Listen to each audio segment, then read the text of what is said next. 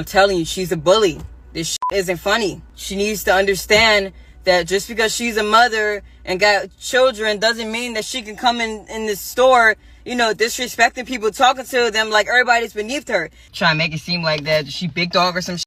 Give a f about you telling me about you pulling the gun on a kid. I don't like that shit doesn't scare me.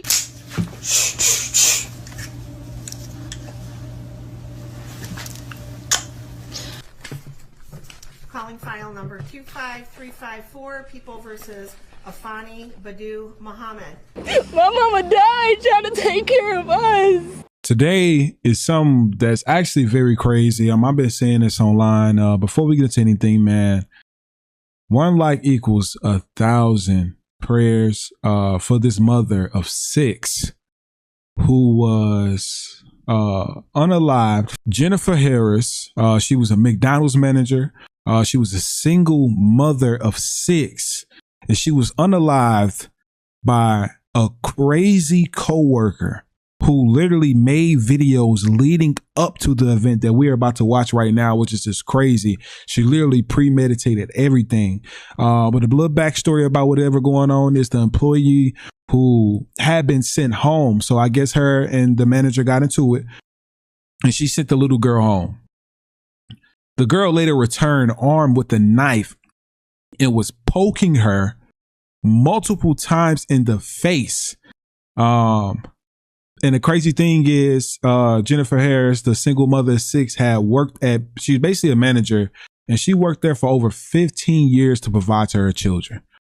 I have no idea if she had, you know, like any type of thing set up for her children, but hopefully they have some type of GoFundMe set up. And if they do, please be sure to donate something. Just think about it. If she was a single mom of 6, then they were really possibly her support system. There's a difference in being a single parent, and it's something being a single mother. Let's get into it right now and see what's going on, man, because this is honestly crazy. I haven't had a chance to watch this yet, but what I've heard, bro, this young girl was sick.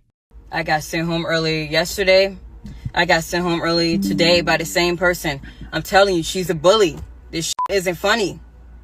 She needs to understand that just because she's a mother and got children doesn't mean that she can come in this store, you know, disrespecting people, talking to them like everybody's beneath her. She has no respect. And it isn't funny at all. Like, seriously, man, I got shit I gotta take care of. And she keeps sending me home early. It's not funny.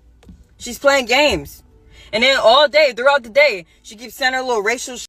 And then throughout the day, she keeps on like putting negative energy in the air, talking about people, gossiping about people. It's not funny, man. That shit gonna have to stop. She's a bully. I'm telling you. She's a bully. She brings a lot of negative energy in there. She always panic when there's a lot going on, and then she try to manipulate that and make it seem like we ain't doing something right, but we are working really hard and doing great. It's just the fact that she panicked, and I caught her a few times making a mistake, and she tried to hurry up and play it off. You know, nobody's perfect. It's McDonald's. It happens. You know what I mean? Like, sometimes, like, somebody might get confused. So it gets busy, yeah. But she needs to stop playing like she don't be making mistakes. I be catching her. So all that animosity and shit that she keep putting in the air and stuff, and then trying to tell me, I'm always snapping on people. No, that's false. No, I don't snap on people. I don't go in there doing that. I tell her, no, I make peace. That's what I'm doing. I've been creating peace. So all that negative energy that she's bringing in there and trying to manipulate it, no, that's going to stop.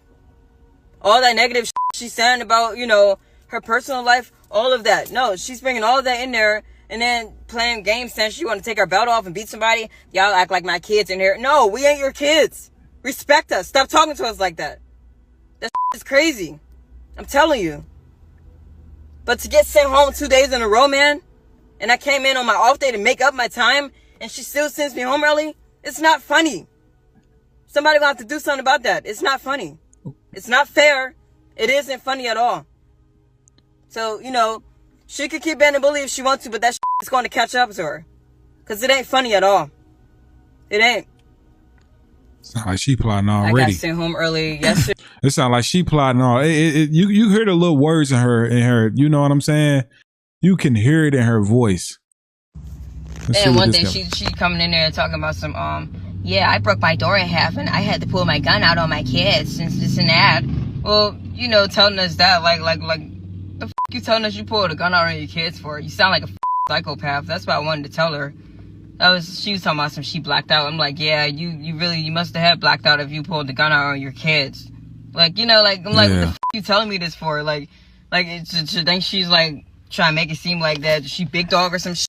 Give a f about you telling me about you pulling the gun out on a kid. I don't like, that shit doesn't scare me. We can tell. You know what I mean? That shit doesn't scare me. If she thought she was trying to intimidate me, that shit didn't intimidate me at all. I don't give a f about her telling me about what the f she did. You know, and maybe that's why they always fighting her, to defend themselves. They probably felt like their life was threatened. Nah, this stays at home though. I'm not gonna bring this to work because that wouldn't look right, I guess. I'm a serial killer. what?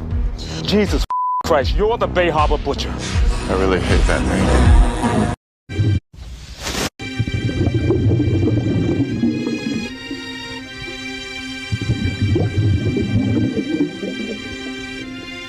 Alright, relax, calm down, baby, I was misunderstood. Baby, you know that I'll always treat you good. They wanted me to be Slim Shady, so I buried him for good. We more than neighbors, in fact, we're his family. Want to punch me? You could. We're soldiers. These girls like to play games with your mind and put you in misery. You was never that lady that I was talking about from the beginning. In fact, you're another lady who saved my life and helped me put the wicked to an ending. Baby, take another look. What is wrong with this young girl? Like, what? And more breaking news this morning. Violence breaks out at a local McDonald's where police say an argument between co-workers led to one of them being stabbed to death. Fox News' Camille Mary, she just got an update from East Point Police a short time ago. Camille joins us live now. Camille, what have you learned? Yeah, this is an absolutely horrific story. We just got briefed from East Point Police, and then we headed down here, which is about a mile down the road, here at the 9 Mile McDonald's. So I want you to take a look at some video. We're going to talk about what happened. So let's rewind the clock back to about 8 o'clock. Actually, prior to that, there was a dispute. Police say there was a dispute between two employees. One employee leaves, a verbal altercation. One employee leaves, comes back, and then proceeds, this is according to police, proceeds to stab that employee, that fellow employee that they had a dispute with, in the area of the drive-through inside where the employees work. Well, then this is where things take a twist. A customer in the car going through the drive-through sees this, witnesses this. He takes a gun, this according to police, shoots it up in the air, and then realizes exactly what's happening, trying to stop this stabbing from happening. And then he actually chases the suspect, runs away, and then he chases that suspect, holds that suspect at gunpoint until police get there. Now, we did talk to some witnesses, and we're going to hear from them in a minute, but I do want to report that we have confirmed from police that the victim is deceased, a woman in her 30s, and the suspect is in custody, a 26-year-old woman. But let's listen to what that one witness had to say.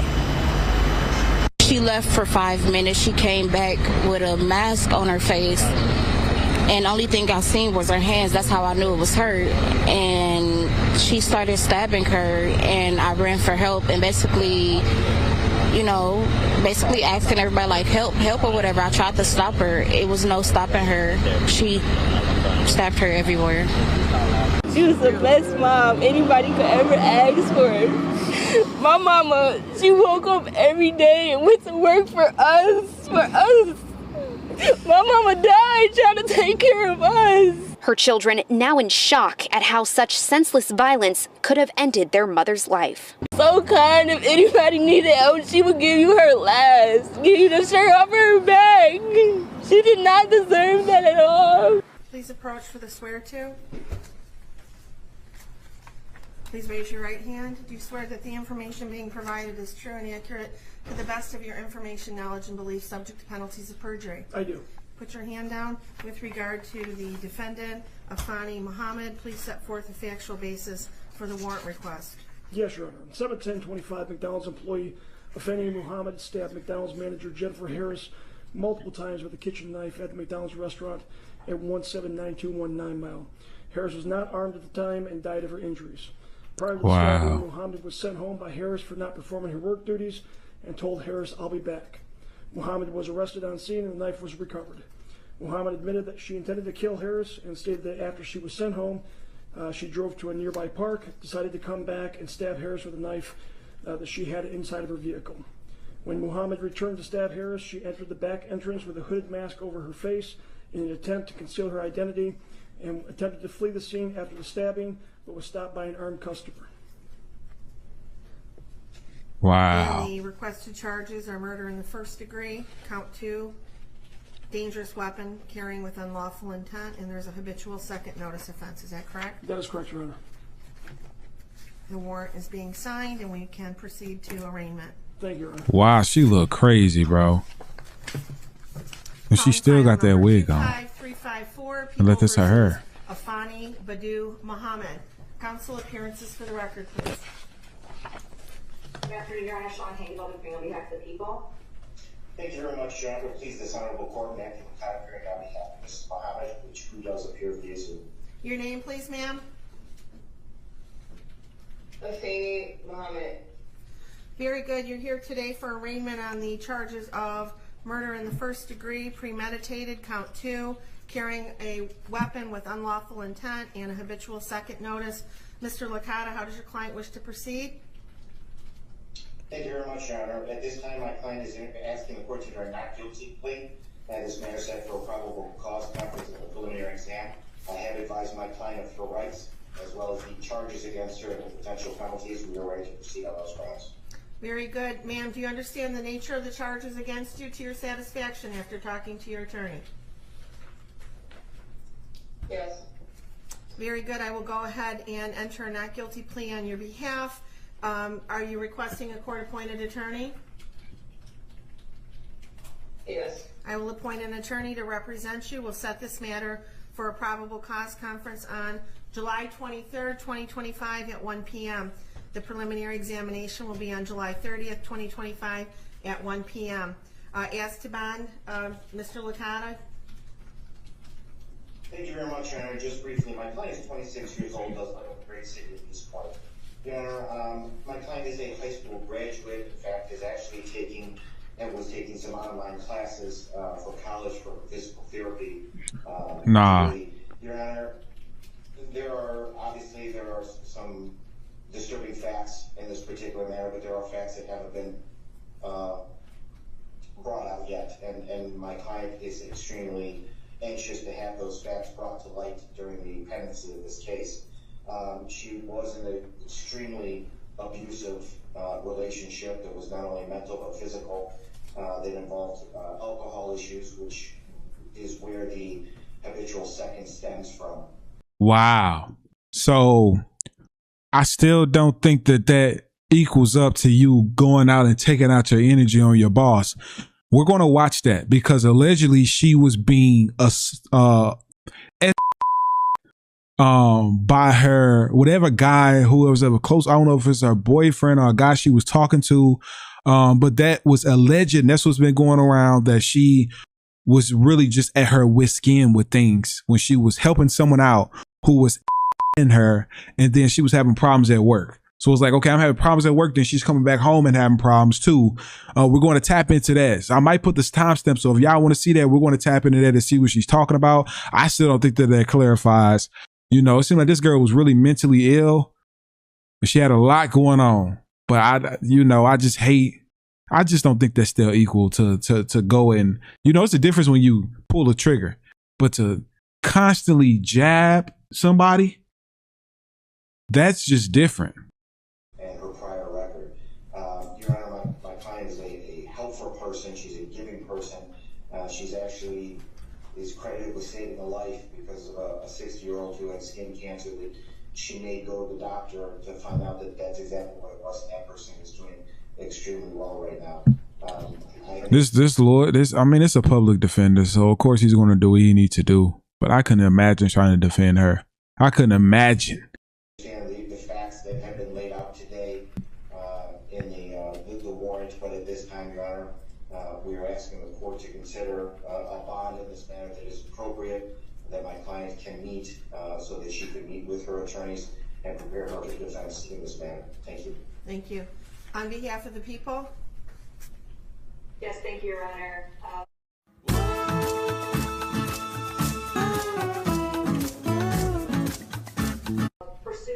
court ruled the court is well within its authority to grant no bond involving any case involving murder. In this case, we are requesting no bond for this defendant. Also provided within the court rules are certain factors for this court to consider when determining whether to grant any bond at all, and in this case, we are requesting no bond as I indicate. First of all, the court can consider whether or not this defendant is a threat to the community. She entered a public building with other individuals, other employees that were present. She produced a weapon that was a knife longer than 3 inches, and she stabbed the victim multiple times, up to possibly as many as 15 times. Wow. There were other employees that were 15 times? Bro, she 15 times, chat. 15 times, bro. That is outrageous. That is crazy. 15 times. That's like, bro, that is sad, man. That is sad, bro. Like, she had to been doing this before. Like, it's no way. That girl had problems. She's gonna be behind bars the rest of her life. She needs to. She needs some help. Present at the time, some of which attempted to help the victim after the stabbing occurred. That alone is enough to show that there is a threat to the community. She then ran from the building to her vehicle, presumably with the intent to flee from the scene. She was stopped by a helpful bystander. You're also able to consider the likelihood of conviction in this case, given the facts as laid out by Detective Showers and the information that the prosecutors have reviewed in order to charge this defendant. There is a very high likelihood of conviction. And finally, the defendant does have a prior instance of at least one that I'm aware that involved a stabbing, similar obviously to the stabbing that occurred in this case. Wow. So given all of those factors, and given the fact that this court does have authority to give no bond to defendants charged with murder, I am asking at this time for no bond in this case. Thank you, counsel. The court has reviewed the charges and the circumstances surrounding this case. The defendant is facing various serious charges, including murder in the first degree, which is one of the most serious criminal offenses in our state, carrying penalties up to life without parole. Additionally, carrying a dangerous weapon with unlawful intent further underscores defendant's potential threat to public safety. Defendant has a prior criminal record out of Virginia for malicious wounding. It was actually felony malicious wounding that was reduced to unlawful bodily injury concerning a stabbing, and that is what gives rise to the habitual second. And she already did this before? Nah, bro. She already did this before, y'all.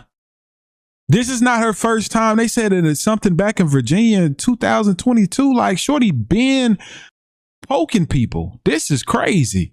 Determining bond, the court must look to the factors outlined in Michigan Court Rule 6.106. Number 1, the seriousness of the offense and the danger posed to the community. The charges here involved a violent crime with a weapon, indicating a substantial risk to the public. The court finds there is a significant threat to public safety, and therefore the bond must reflect that risk. Number 2, the weight of the evidence against the defendant.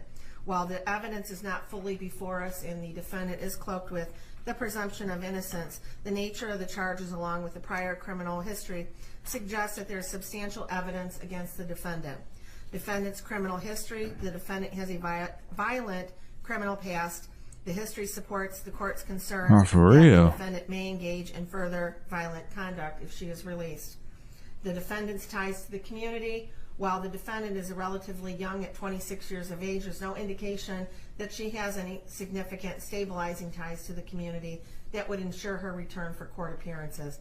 Without these ties, the court is concerned about the likelihood of flight. Number 5, defendant's risk of fleeing or failing to appear.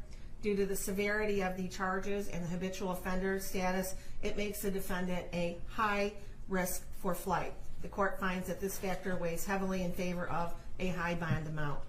Substance abuse or mental treatment: although there are no reports at this time suggesting that the defendant suffers from mental health or substance abuse issues, that would mitigate the risks Right. posed by defendant's release. The court is, after considering all of these factors, going to be setting bond at $25 million, cash surety only, with conditions. If No the defendant 10%. is able to meet those conditions, she must be on a GPS steel cuff tether. For her to even have for you to even have a bond in general, a $25 million, no bond. What is the point of having I've never been arrested like that before to understand what would require people to have a bond. But if she's already had a case of her, poking someone, why would they give her a bond no matter how much money it is? She's not Girl, to you leave was done. the state of Michigan. She is to report her address within 24 hours of, she must report any change of address within 24 hours. There would be stringent daily contact with community corrections as to her whereabouts. She also would be required to have alcohol and drug testing as condition of her release. There would be no contact with the family of the decedent. Any witnesses, she is not to return to McDonald's.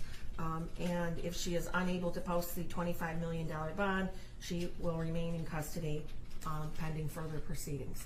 And that concludes this matter for today. We will see you back here, ma'am, on July 23rd at 1 o'clock for your probable cause conference.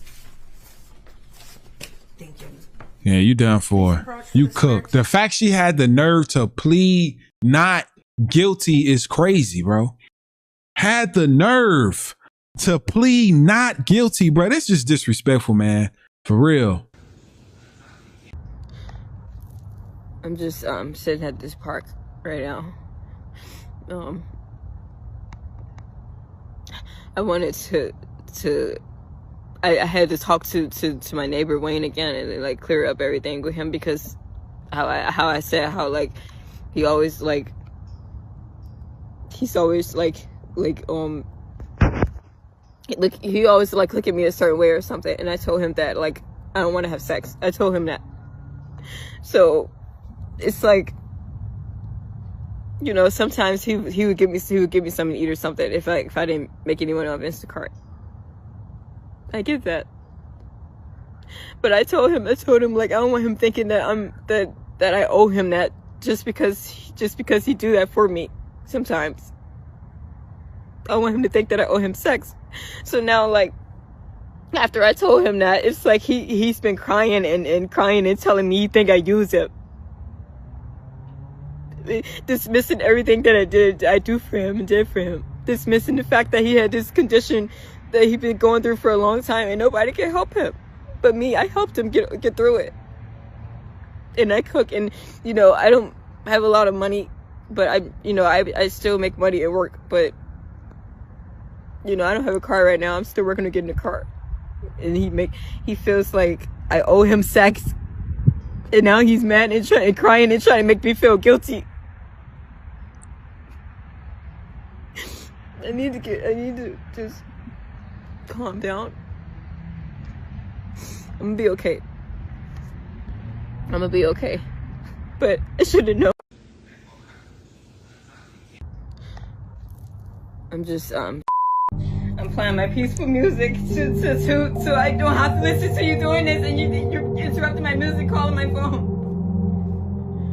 Please leave me alone. Stop fucking with me! What?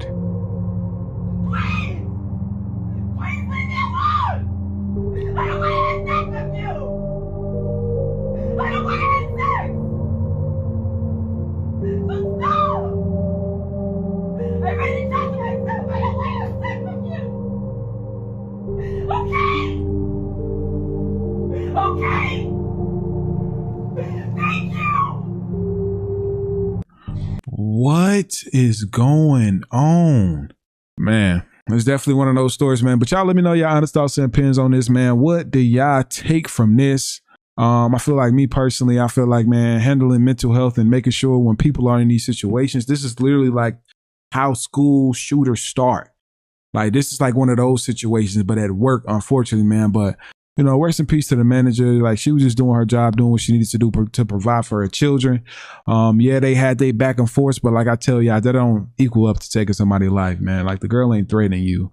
She ain't up on you. She ain't try to, you know, it just sat all around, man. But y'all let me know what y'all think down below about this entire story, man. Y'all stay prayed up and be safe, man. Be careful. You can't even check. Man, let me just stop talking, man. Y'all understand? Y'all know what generation we live in now. It's just crazy, bro. Nobody got no respect for life.